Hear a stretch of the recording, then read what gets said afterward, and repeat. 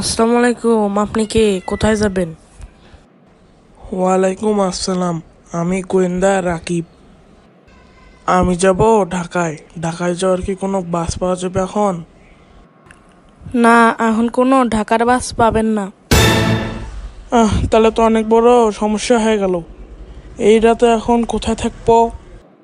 এখান থেকে আপনি অটোরিকশাও পাবেন না। তাও একটু দেখেন যদি পান।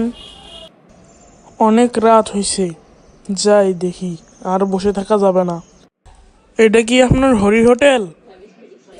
হ্যাঁ, এটা আমার হোটেল। এখানে তো খাবার দাবার পাওয়া যায়, তার সাথে কি থাকা যাবে? হ্যাঁ, আপনি খেয়ে নিন, তারপর আমি আপনার থাকার ব্যবস্থা করছি। হ্যাঁ, তাহলে আমার অনেক ভালো হবে। এই যে বাবু, এটা আপনার ঘর। আচ্ছা, ঠিক আছে। আর আপনার কাছে কি ঘুমের ওষুধ আছে? না, কেন? আচ্ছা, তাহলে আমি একটা ঘুমের ওষুধ এনে দিচ্ছি। এটি খেয়ে আপনি ঘুমান। আর কেউ ডাকাডাকি করলে আপনি সাড়া দিবেন না। না না না, আমার কোনো ঘুমের ওষুধ লাগবে না। আচ্ছা, ঠিক আছে। আর চেষ্টা করবেন মাঝরাতে ঘুম ভাঙলে বাইরে আসবেন না, ঘরের ভিতরে থাকবেন। আর কেউ ডাকলে সাড়া দিবেন না বা দরজা খুলবেন না। আমার অনেক ঘুম ধরেছে, আমি ঘুমিয়ে পড়ি। আহ আমি ঘুমিয়ে গেছিলাম। বাইরে তো চিল্লাচিল্লি হচ্ছে কেন? এই হোটেলটার পেছনে একটা বন আছে, শব্দটা মনে হয় এখান থেকে ভেসে আসছে। যাই তো দেখি। কিন্তু হোটেলের লোকটা যে বলেছিল বাহিরে না যেতে, কি হয় হোক, যাই তো দেখি। সর্দার, কিছুক্ষণের মধ্যে সবাই চলে আসবে। আর শুনলাম নাকি হোটেলে একজন মানুষ আছে। ভুলেও ওকে কিছু করার চিন্তাও মাথায় আনবি না। ওই লোকটা একদিনের জন্য এসেছে, একদিন পরে চলে যাবে। আচ্ছা সর্দার, কিন্তু সর্দার ভুলে যাবেন না, এই মানুষরাই কিন্তু আপনাকে মেরে ফেলেছিল। হ্যাঁ, এগুলো কি হচ্ছে? এগুলো কি সত্যি? আমার অনেক ভয় লাগছে।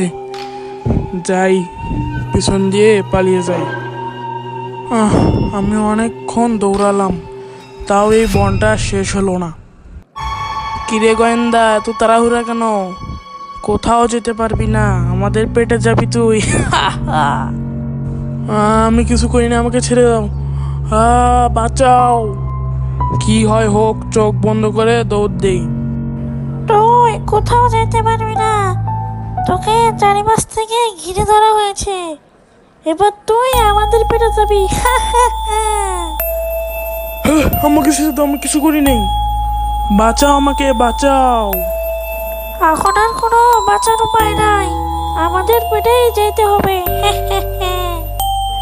এ, তোরা সবাই এখানেই থাম। আমি বলেছি না এই লোকটার দিকে নজর দিবি না। যা, এখান থেকে চলে যা। আর আপনি ভয় পাবেন না। এরা সব কারা?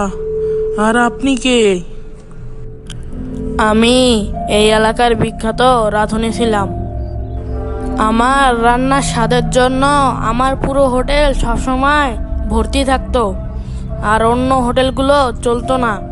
এই জন্য অন্যান্য হোটেল মালিকগুলো ষড়যন্ত্র করে আমার রান্নায় বিষ মিশিয়ে দেয়। এই রান্না খাওয়ার পর সবাই মরে, তারপর আমিও মারা যাই।